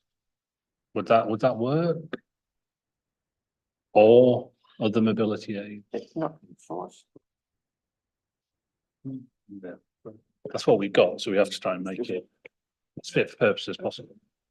Yes, I mean, as So long as the can- car isn't taken to be a mobility aid, which it can be by some people, I just want to word it so that, because the point is that it just needs to always be available to be used as cycle parking, but that doesn't necessarily mean that if it's not being used as cycle parking, that doesn't mean it can't be used for anything else.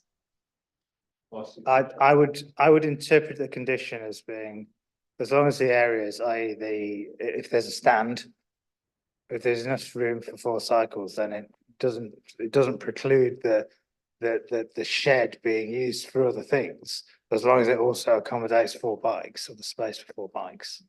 So there's no danger of the enforcement officer going down and telling someone to get their garden parasol out there because it's breach of the condition. If the whole shed was filled with other paraphernalia, that might be an issue. But it's the reasonableness of the condition and the enforceability of the condition. So it's that it still has the ability to hold 4 cycles. The fact that it can hold something else, that's not a concern really. We're all reasonable. Sorry, I don't want to spend ages going on about the same thing because it's boring for everyone, but I think what you've just said kind of demonstrates that how it's written isn't reasonable. I understand, I just think the wording doesn't match the intention, that's all. But I'm gonna leave it there because you all got my point, I think. I don't need to bang. Could we say, and these areas shall, in perpetuity, be available for the parking of cycles? Does that help at all? Well, I think it does. I think it does because it's, so we've got a requirement for secure cycle parking for 4 cycles. Okay.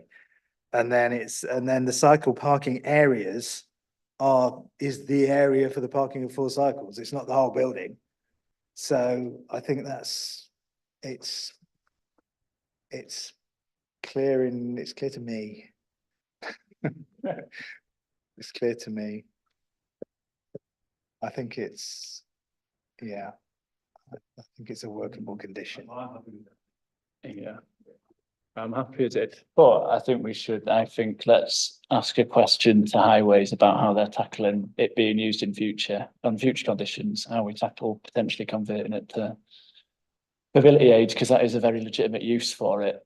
And it's just a question of whether we can cover that in a condition going forward. Yeah, and I think it's a on- fair question. I just don't think we'd have to pick it up. I think it's an unusual situation because it's a single household dwelling. I think in this, if it was an HMO, then I would agree that the area needs to not be used for any purpose other than cycle parking, because you can't have one household blocking its use by another household. One tenant putting something else there, and that means another tenant, then it isn't available as cycle parking. If they want to cycle, that's not being facilitated. I just think it's unusual in this situation because it's one household. I think, but we do it. it's certainly, If they put something else there and they want to get a bike, it's exactly them to move it to park a bike. But it's certainly a condition we do put on similar types of proposals. What's perhaps unusual here, alluded to earlier on, is that we've also required the garages kept and not converted.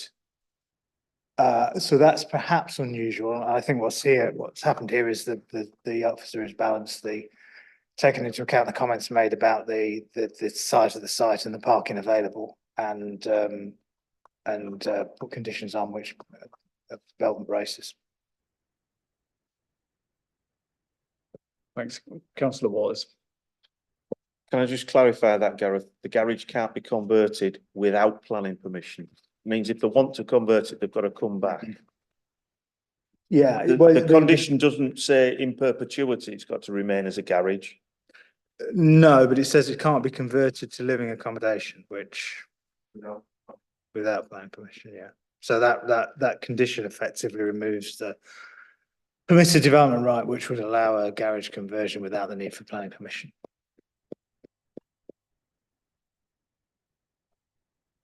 Thanks. Think I've come to a point there. Are you, and we've got a second proposer, are you happy to take us through the recommendation as it's currently worded? I'm not entirely sure if you changed that condition. I don't think I think we haven't changed the condition. Okay. Yeah. Well, the recommendation is that permission be granted for the developments subject to the conditions on page 48 and no, sorry, page 48 and the additional informative, which for some reason hadn't made its way through to the planning permission regarding damage to the highways grass verge. Thank you. Can I see all those who are in favour of moving off the recommendation, please? And all those who are against? So that is approved and we move off the recommendation now. There are no further items on the agenda, so I'll thank you all for your time and we'll finish.